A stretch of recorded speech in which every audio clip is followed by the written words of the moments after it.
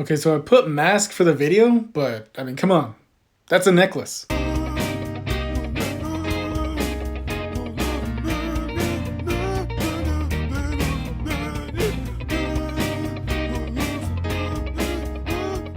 Stencil time. Okay, so for the top piece, it's gonna be this. For the bottom piece, it's gonna be this.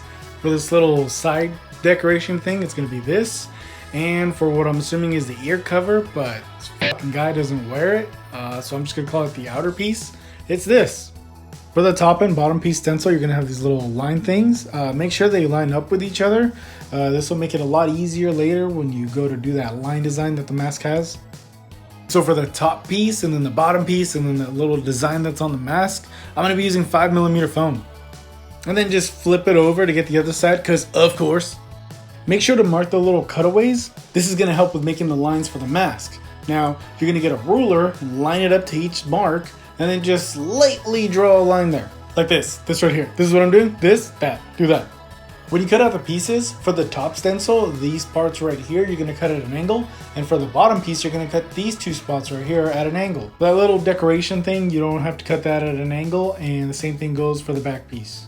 When cutting the holes, you can just use your blade, but just make sure it's really sharp, or else your holes are gonna be all nasty and gross. Or you can go to Home Depot or Lowe's or whatever you have, get yourself a thin brass pipe, then take that home, scratch the ends off on some cement till it gets really sharp, and then use that to cut the holes. And for the end pieces, I'll be using 10mm foam, and I'm gonna cut 2 pieces for each side.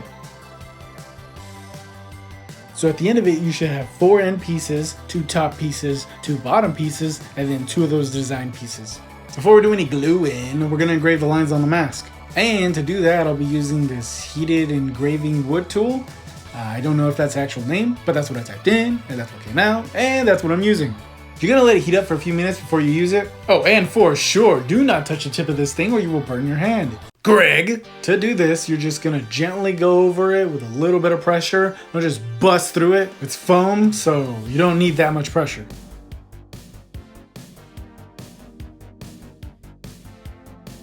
Now get your bottom pieces ready, because we're gonna get that little design piece thingy and we're gonna glue it onto that. Also, if your lines didn't come out super straight, don't worry about it. Look right here, I fucked up, so it's cool. It's a good idea to mark where the piece is gonna go before you glue it. I'm using contact cement to glue this. And the way this works is you put it on there, you let it dry, and then you stick it on there. Yeah, that's fine.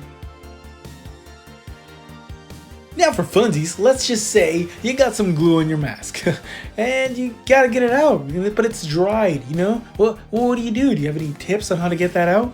Nah. Once you finish that, you can start gluing your mask together. Gluing takes a long time, so here is a time lapse.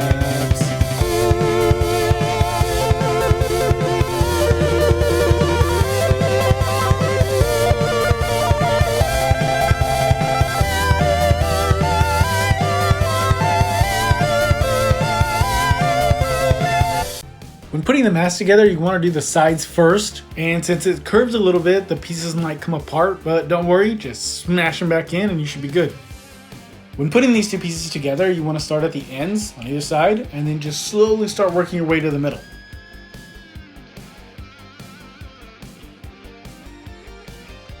Okay, and now you're left with the easiest part, which is the outer pieces.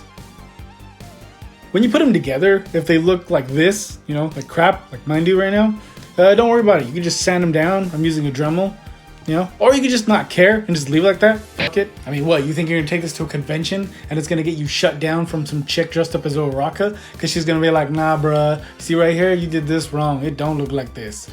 I mean, dude, chances are you're gonna get some guy like this and he's gonna be like, this is not what it looks like.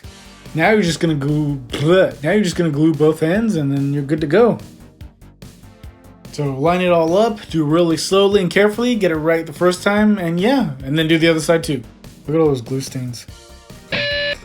Using a heat gun to seal the foam. I'm then putting a few layers of Plasti Dip.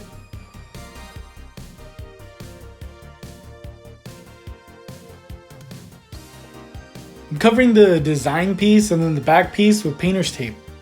I'm then using a metallic spray paint to spray the rest of the mask. But you can get away with using a gray, a light gray, a dark gray. Now you can just leave it that way, or you can get some black acrylic paint and then paint the lines to make it look more like it does in the anime. Okay, we're so close to the end. So you're gonna now do the back strap. So you're gonna fold your mask, and then you're gonna get a pencil or pen or whatever, and you're gonna mark a line across the two back pieces. Make sure they're lined up because this is where the strap is gonna go. And this is what I'm using for the strap. It's like this elastic stuff. And you're gonna put it where you mark your line, and then you're just gonna mark right here, and that's it. This is what the lines look like. I messed up right here, so just ignore those. Then just cut in the straps to the desired length. Here's the clip I'll be using. To glue the straps on, I'm using a hot glue gun, and I'm really kicking it on there, just to make sure it's secure. And you just gotta wait for it to dry, and that's it. Oh, and don't forget to put the clip, just loop them on through, and yeah, done.